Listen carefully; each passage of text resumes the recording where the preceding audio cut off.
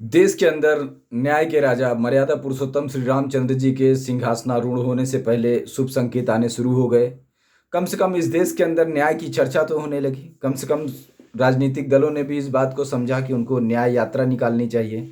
पर अभी एक जो सबसे बड़ी खामी है वो ये है कि न्याय यात्रा तो निकल रही है, पर जब तक न्यायालयों का विकास नहीं होगा, जब तक न्यायालयों की काउंटिंग को नहीं बढ़ाया जाएगा, जब तक न्यायालयों की संख्या को नहीं बढ़ाया जाएगा, तब तक न्याय किस तरीके से स्थापित किया जाएगा। क्योंकि जिस तरीके से जितनी आबादी है उस हिसाब से मजिस्ट्रेट होने चाहिए, उस हिसाब से जज होने चाहिए, उस हिसाब से कोर्ट होनी चाहिए। तो ही हम न्याय व्यवस्था को जनता तक प्रोवाइड करा सकते हैं, तो ही हम न्याय को सुचारू रूप से डिलीवर कर सकते हैं।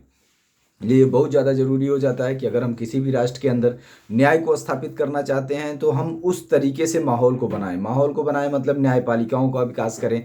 सबसे पहली चीज़ जो है वो ग्राम सभाओं का विकास करना और निकायों को काम करने देना।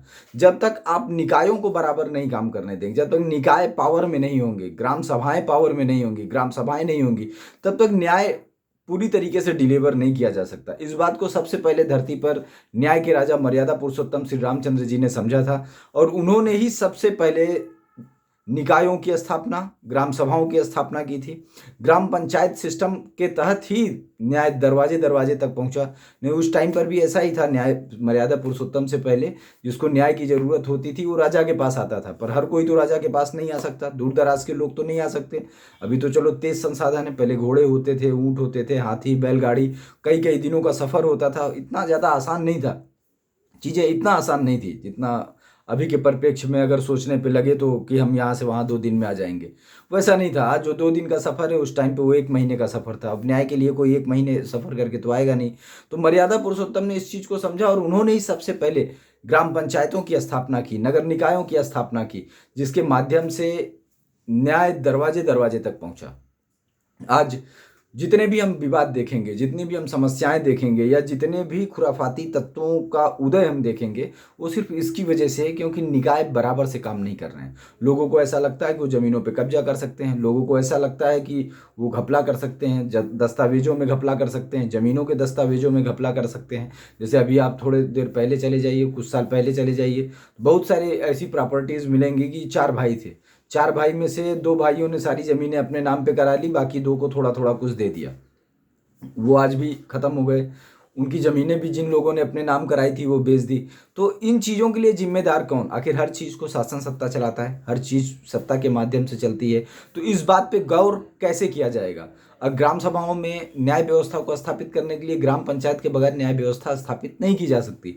जैसे आज हम गाँव के अंदर देखेंगे, गाँव के अंदर बहुत सारी ऐसी चीज़ें हैं। पहले लोगों के पास इतना पैसा नहीं होता था, वो खेती किसानी करते थे, किसानी में काम चलता था, पर इतना पैसा नहीं होता था कि वो कैश दे सकें। अगर उनको थोड़ा भी कैश खर्च करना है तो उनके बस की बात नहीं थी। तो लोग आपस में समझौता कर लेते थे, चलो ये ज़मीन आप ले लो, वो ज़मीन मैं ले लेता हूँ। अब उनके बच्चे घर बना लिए, एक ने लिया था वो बेच खा लिया, अब वो ज़मीन के पीछे पड़ गया। अब इस चीज़ को कैसे डिफाइन करेंगे? उसने तो अपने ज़माने के हिसाब से दे दिया। अब ग्राम पंचायत सिस्टम होता तो उस हिसाब से उनका कुछ एग्रीमेंट होता। एक आदमी है जो पैसा ले लेते हैं, बोलते हैं ठीक है आप अब मेरे भाई भतीजे हो, मैं आपके खिलाफ थोड़ी घर ही बनाना है, बना लो, छोटा सा टुकड़ा है, बना लिए। आज चलो विदेशी प्लेयर देश के अंदर घुस गए हैं, आर्थिक माफिया बुरी तरीके से हावी हो रहे हैं, वो ज़मीनों को टेक ओवर कर रहे हैं, तो ज़मीनों का रेट बहुत ज़्यादा है, पहले नहीं था। पर उतना भी पैसा लोगों को बहुत भारी गिरता था कि चाहे वो स्टैम्प दें, स्टैम्प ड्यूटी भरें, उतना भी लोगों के पास पैसा नहीं था। तो लोग ऐसे ही करते थे कि हाँ चलो ठीक है, ले दे लिए, कैश दे दिए, 2 आदमियों के सामने, नहीं मुकरेंगे नहीं, चलो अपना घर बना लो। पर आज उनकी जो तीसरी पीढ़ी आई वो उनको हैरान करने पे आमादा है कि अपॉर्चुनिटी है, रेट बढ़ गया है, मिल जाएगा, पिताजी चले गए, अब नया ज़माना आ गया है। तो इस तरीके की जो समस्याएं हैं उनको ख़त्म कैसे करेंगे? न्याय वाकई ज़रूरी चीज़ है। राहुल गांधी जी ने भी जो सोचा है, वो भी इस देश के नेता हैं, कि न्याय यात्रा निकालना, वो भी अच्छा सोचे हैं कि न्याय यात्रा निकालनी चाहिए। पर न्याय यात्रा के साथ लोगों को ये संदेश देना बहुत ज़्यादा ज़रूरी है कि जहाँ जहाँ पर उनकी सरकारें हैं वो वहाँ वहाँ पर मजिस्ट्रेटों की संख्या को आबादी के अनुपात में बढ़ाएं, न्यायालयों के इंफ्रास्ट्रक्चर पर जोर दें, न्यायालयों के इंफ्रास्ट्रक्चर को बढ़ाएं। पुलिस की इतनी ज़रूरत नहीं है, बहुत ज़्यादा पुलिस वालों की भर्ती करने की भी ज़रूरत नहीं है, इतने पुलिस वाले भर्ती करने की ज़रूरत पड़ेगी ही नहीं, क्योंकि पुलिस की ज़रूरत पड़ती है सामाजिक व्यवस्था में। अगर सामाजिक निकाय बराबर काम करेंगे तो ऑटोमेटिक उनका काम बहुत कम हो जाता है, बहुत बोले तो बहुत कम हो जाता है।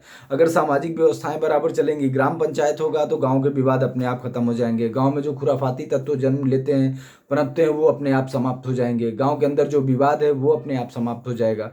और उसके साथ साथ जो इसका सबसे बड़ा फर्क पड़ता है ग्राम पंचायतों का, वो इस पर पड़ता है कि गांव में जो भी आप व्यवस्था करना चाहेंगे, चाहे वो पशु मंडी हो, चाहे वो अनाज की मंडी हो, चाहे वो सब्जियां बेचने की मंडी हो, बाजार लगाना हो, इसकी अनुमति, उसकी व्यवस्था चलाना, ये प्रॉपर रूप से हो जाएगा। क्योंकि आज जो गांव है, गांव की ऐसी कंडीशन है कि अंग्रेजों ने भी जो वर्णन किया, मेकाले चाचा ने भी 20 साल के रिसर्च से जो अनुभव वर्णन किया, उन्होंने क्या बताया कि गांव प्रोडक्शन करता है, वो प्रोडक्शन शहर में बिकने जाता है। पर अभी ये जस्ट उल्टा हो गया है, शहर प्रोडक्शन कर रहा है, वो प्रोडक्शन गांव में बिकने के लिए जा रहा है। गांव में जो प्रोडक्शन हो रहा है टोटली लॉस का प्रोडक्शन हो रहा है। 60% जो बिजनेसमैन है वो बड़े बड़े हैं। ठीक है, जब पैसे वाले प्लेयर देश के अंदर खेलेंगे तो ऐसा होना स्वाभाविक है, क्योंकि रॉ मटेरियल किसान पैदा करता है। अगर पैदा करने की, बढ़ाने की बात की जाए तो इस धरती पर सिर्फ किसान ही चीज़ों को पैदा करता है और बढ़ाता है। वो एक मुट्ठी अनाज फेंकता है ज़मीन पर और 4 कुंटल अनाज पैदा होता है। एक मुट्ठी सरसों फेंकता है खेत में, उससे 1 कुंटल सरसों पैदा होता है। बाकी कोई चीज़ों को पैदा नहीं करता। लोग पत्थर तोड़ते हैं, पहाड़ों को ख़त्म करते हैं, सीमेंट बना देते हैं। लोग पहाड़ों को गला देते हैं भट्ठों में गला करके उससे स्टील बना देते हैं। मतलब वो सिर्फ रूप को बदलते हैं। सिर्फ किसान है जो एक मुट्ठी अनाज फेंकता है और 1 कुंटल में बदल देता है। एक जानवर लेकर के आता है, 10 जानवर में बदल देता है। तो हर कोई जो ऊपर वाला पैसे वाला प्लेयर है, जो सिर्फ पैसे में खेल रहा है या ट्रेडिंग में खेल रहा है, वो किसका शोषण करेगा? जो पैदा करने वाला है उसका शोषण करेगा। तो शोषण सिर्फ और सिर्फ किसान का ही होने वाला है इस सिस्टम में। जब तक हम गांवों को प्रोडक्शन की इकाई नहीं बनाएंगे, जब तक खेती में पैदा होने वाली चीज़ें रॉ मटेरियल के तौर पे इस्तेमाल इंडस्ट्रियल एरिया में नहीं होंगी, तब तक इस देश का विकास नहीं हो सकता, समाज का विकास नहीं हो सकता, सभ्यता का विकास नहीं हो सकता। और सबसे बड़ी जानने वाली बात यह है कि ग्राम पंचायतों का पतन, ग्राम पंचायतों का अभाव, नगर निकायों का बराबर काम न करना, इस संस्कृति पे फर्क डालता है। ये सिर्फ ऐसी चीज़ नहीं है कि इसका कॉमन कोई इफेक्ट है, ये सबसे ज़्यादा प्रभावित करता है भारतीय संस्कृति को।